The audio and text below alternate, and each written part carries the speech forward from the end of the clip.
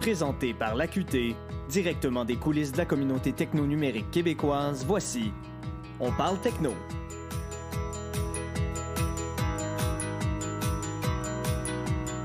Bonjour tout le monde, bienvenue à ce nouvel épisode d'On parle techno. Aujourd'hui, on discute expérience et culture de partenariat au sein des entreprises. Donc, dans quelle mesure les partenariats constituent une des clés de succès des entreprises? Quels sont les objectifs, les avantages de développer des partenariats d'affaires?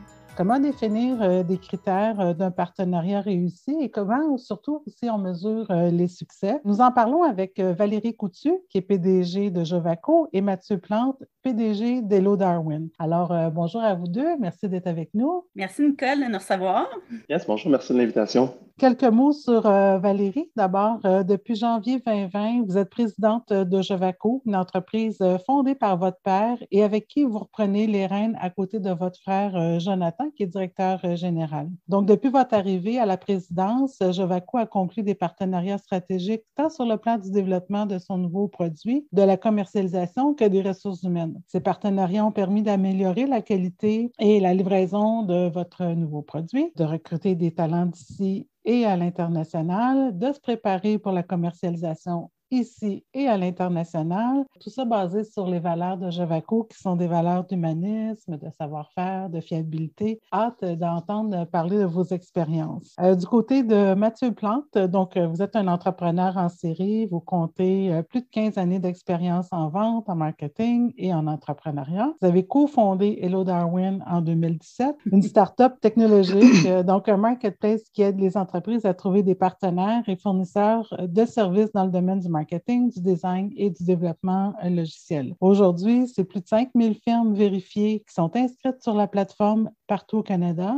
et c'est plus de 9000 projets de partenariat qui ont été déposés depuis ses débuts. Deux beaux exemples d'entreprises vraiment qui misent sur les partenariats. Comment ça s'inscrit dans vos entreprises? Quelle place vous réservez aux partenariats d'affaires?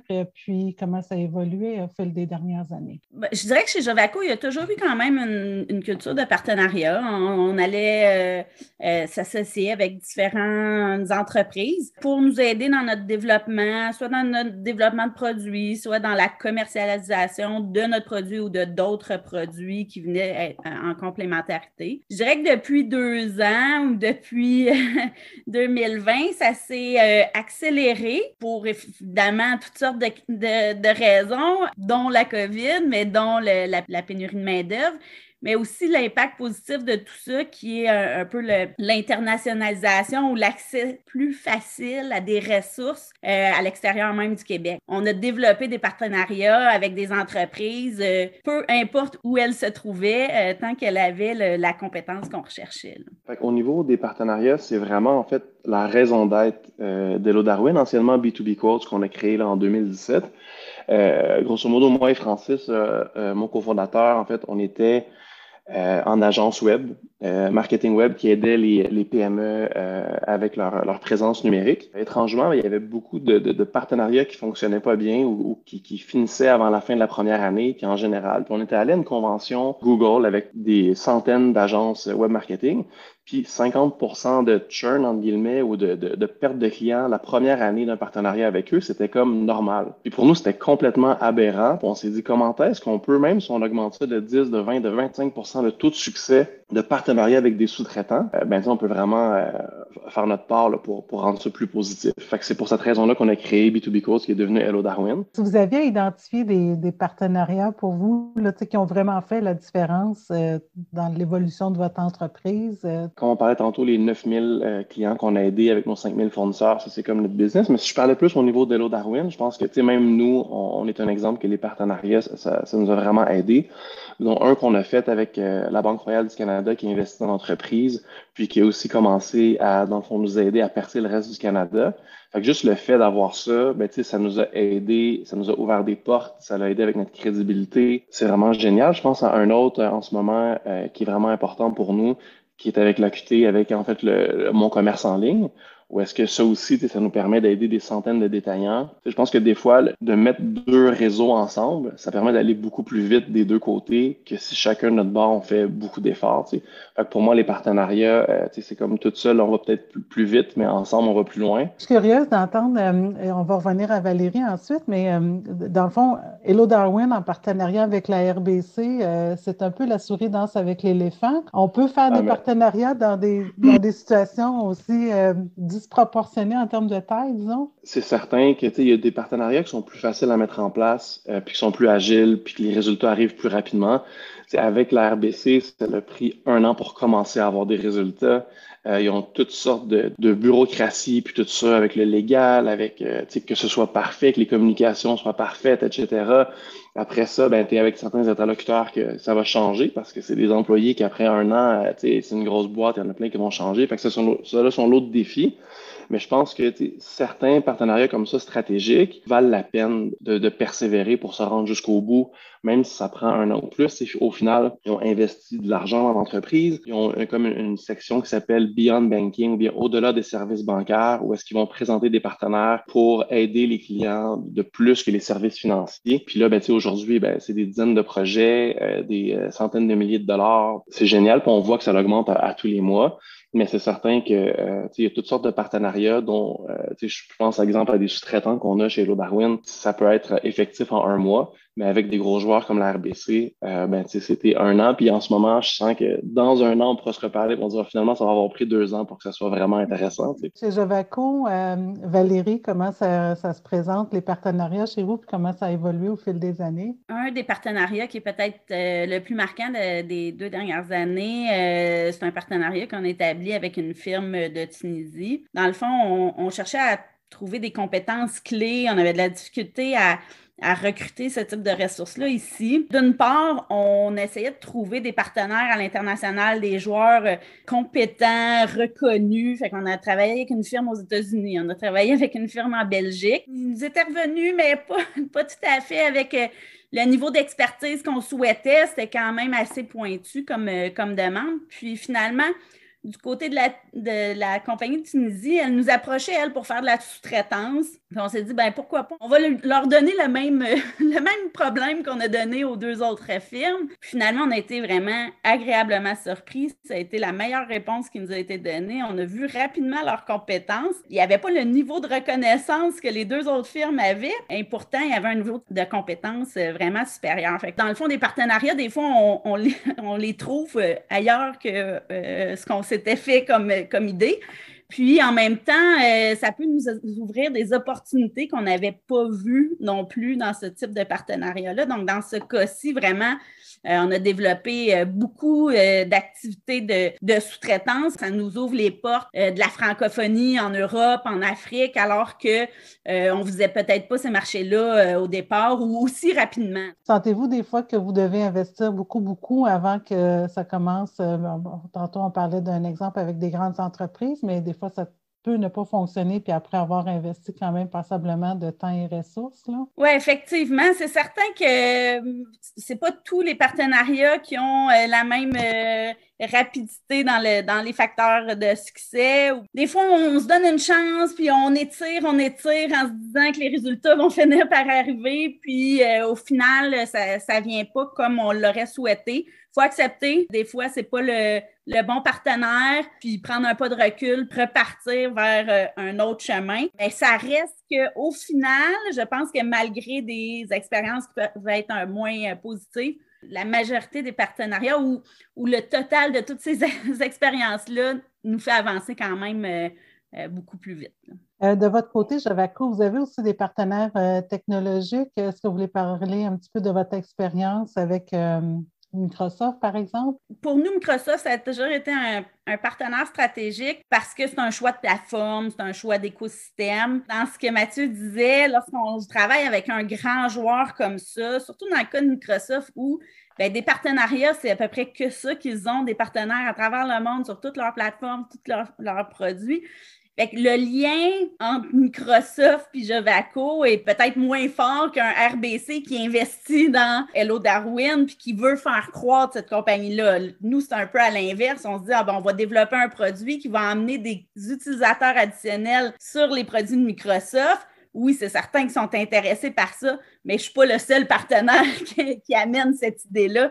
Donc, dans cette optique-là, la relation de proximité avec ce partenaire-là est peut-être moins grande, mais ça reste que c'est un partenaire stratégique pour nous, puis qu'on a décidé de poursuivre cette relation-là qu'on a depuis plus de 20 ans pour le futur de Javaco. Mais effectivement, on s'est quand même questionné. Est-ce que c'est toujours un partenaire stratégique? Est-ce qu'on veut regarder s'il y a d'autres partenariats? Au final, on trouve notre compte puis on trouve qu'on a quand même fait le bon choix il y a plus de 20 ans. Mathieu, comment on dit souvent l'expression « ça prend des partenariats gagnant-gagnant ». Trouvez-vous qu'il y a des entreprises qui ont cette culture-là puis d'autres qui l'ont un peu moins, là, de se mettre un peu à la place de l'autre entreprise? En fait, je vais même parler par expérience personnelle. Je trouve que c'est vraiment intéressant ce que tu soulèves là, Nicole, parce que nous, puis moi, c'est peut-être mon tempérament, puis ça découle sur l'entreprise, mais tu sais, on est toujours ouvert, puis on veut, tu sais, les partenariats pour nous, on veut en essayer, puis tout ça. Dans les 5 dernières années, il y en a beaucoup plus qui n'ont pas fonctionné, qui ont fonctionné. Puis le fait d'avoir un partenariat qui est gagnant-gagnant, je pense que c'est ça qui fait que ça fonctionne. Fait que tu sais, peut-être de réfléchir à qu'est-ce qui fait que c'est intéressant pour l'autre, comment s'assurer que ça,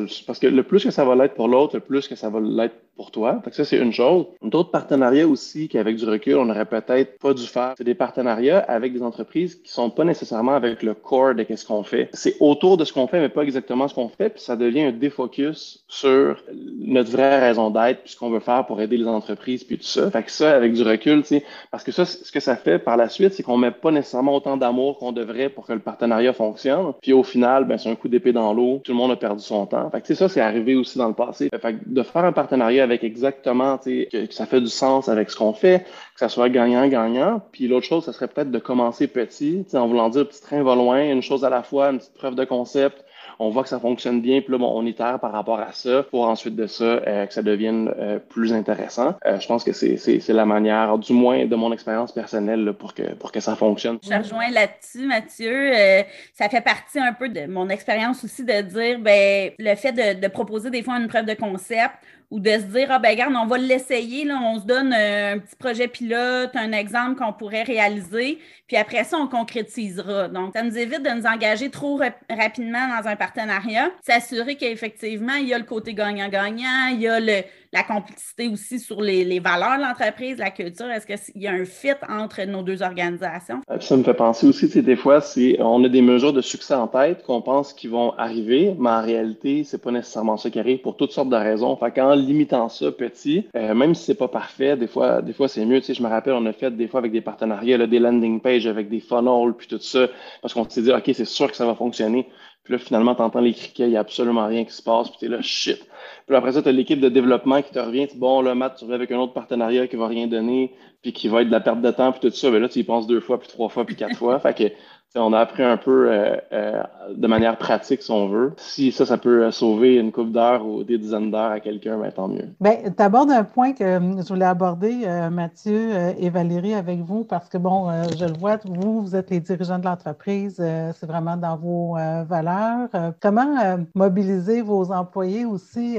Quand on travaille avec une firme de Tunisie, Valérie, est-ce que nos employés locaux ou nos anciens employés sont réfractaires à ça? Comment ils s'embarquent, puis comment ils voient les bénéfices, parce que vous voulez avoir leur adhésion complète aussi, là? Je pense que ça va vraiment dans l'organisation du travail. C'est sûr qu'au début, tout le monde était peut-être un peu sceptique. La preuve de concept a permis de, par contre, donner confiance. Comme on avait donné un peu la même problématique à d'autres entreprises, puis que nos employés étaient partie prenante, ils ont quand même rapidement vu le niveau de compétence puis la valeur ajoutée qu'on pouvait avoir de travailler avec cette équipe-là.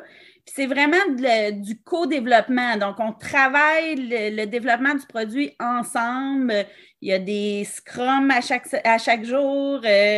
On ne travaille pas nécessairement sur les mêmes plages horaires, mais ça fonctionne vraiment super bien. C'est vraiment le niveau de communication puis l'intégration de cette équipe-là avec nos employés. Aujourd'hui, c'est comme s'ils étaient à Montréal. On est tous majoritairement en télétravail, en virtuel. On le voit même plus qu'ils sont à 5 heures de nous. Là. C'est vraiment comme s'ils faisaient partie de l'équipe de Jevaco. D'autres réflexions que vous aimeriez partager sur le sujet des partenariats, des pièges à éviter peut-être? Oui, j'ai peut-être quelque chose que tantôt Valérie elle a dit par rapport à son partenaire en Tunisie, où est-ce que ça a été compliqué, ou de trouver le bon, puis que même les partenaires locaux, c'était plus difficile, puis tout ça. Il y a peut-être aussi l'importance de comparer, puis de pas nécessairement sauter sur le premier venu en général. Moi, je parle pour les partenariats, mais plus loin que ça, moi, je pense aussi à la sous-traitance, parce que c'est un peu ce qu'on fait chez Lowe Darwin. C'est de plus en plus avec la pénurie de main-d'œuvre, c'est compliqué des fois d'avoir tous les talents à l'interne. Je pense, exemple, à quelqu'un qui veut faire un CRM, ERP, soit de l'implanter, le choisir, mais d'avoir les compétences à l'interne, c'est très difficile d'avoir ça, voire impossible, voire irréaliste. Fait que, de faire appel à Jevaco, par exemple, pour ça, ben, ça fait du sens. Fait que je pense que l'importance de comparer, puis après ça, c'est un peu la jungle sur Google. Fait que, on va là, puis là, il y a 3000 résultats. Comment savoir, la plupart du temps, quand on va parler sur quelqu'un, à n'importe quel fournisseur sur Google, il va dire que c'est le mieux adapté pour nous, pour nous faire une offre, mais selon ses critères à lui, pas nécessairement ce qu'on aurait vraiment besoin de nous. T'sais. Fait qu'avec le temps, il y a plusieurs critères. Puis là, aujourd'hui, on est rendu peut-être à une centaine de points de data là, des deux côtés sur la plateforme. Mais par rapport à la gestion des attentes, c'est une des choses qui était le plus important. Puis nous, ben, aujourd'hui, c'est un humain qui fait ça. Fait que même l'automatisation, les filtres, ça, c'était pas suffisant pour des fois comprendre les petites particularités qui est nécessaire pour que ça fonctionne. Fait que oui, il y a tous des filtres un peu plus simples, fait que, des critères par rapport au budget, au service qu'on veut, à la culture, la langue, la zone géographique, les services, la spécificité technique. Mais le fait d'avoir la gestion des attentes, puis d'en parler, c'est ça qui est difficile. Fait que je peux comprendre là, que Valérie, des fois, les partenaires que tu as parlé en premier, que c'était plus compliqué. Puis c'est le fun que tu as continué de persévérer, puis tu as eu l'ouverture d'aller avec des partenariats externes. Mais des fois, juste d'avoir des gens dans une autre province, ça peut fonctionner aussi. Fait que dans tous les cas, je pense que le fait de comparer peut vraiment être bénéfique là, pour les partenariats. Effectivement, on ne s'est pas parlé avant la rencontre aujourd'hui, mais Mathieu est arrivé avec plein de commentaires, de recommandations qui sont vraiment en lien avec notre expérience ici. Puis autant on a des partenariats très différents, autant on se rend compte que dans le fond, c'est les mêmes critères de succès, c'est les mêmes avantages qu'on va chercher. Je fais peut-être un résumé de ce qu'on a dit, mais définitivement, un partenariat qui est gagnant-gagnant. L'idée de comparer, moi, je trouve ça super intéressant. Puis, accepter que peut-être les premiers partenariats qu'on rencontre, c'est pas les bons. T'sais, des fois, on peut se dire, c'est pas parfait, mais je vais y aller quand même. Ben non, ça vaut la peine de persévérer puis peut-être d'aller chercher le bon partenaire qui va vraiment nous amener plus loin. Puis effectivement, l'idée de preuve de concept, moi, je pense que ça, c'est vraiment une façon de solidifier, de s'assurer qu'on a fait le bon choix, pris la bonne décision. Je pense qu'au final, nos expériences se rejoignent plus qu'on le pense. Eh bien, dans le fond, ce sera le mot de la fin puisque c'est un excellent résumé des bonnes pistes de réflexion. Merci Valérie, merci Mathieu pour ces beaux échanges. J'ai beaucoup apprécié cette discussion sur les partenariats. J'espère que nos auditeurs aussi et qu'ils vont partager leurs impressions avec nous sur les réseaux sociaux. Je vous invite, chers auditeurs, à vous abonner à nos communications, lire aussi nos articles parce que à l'AQT, on parle techno.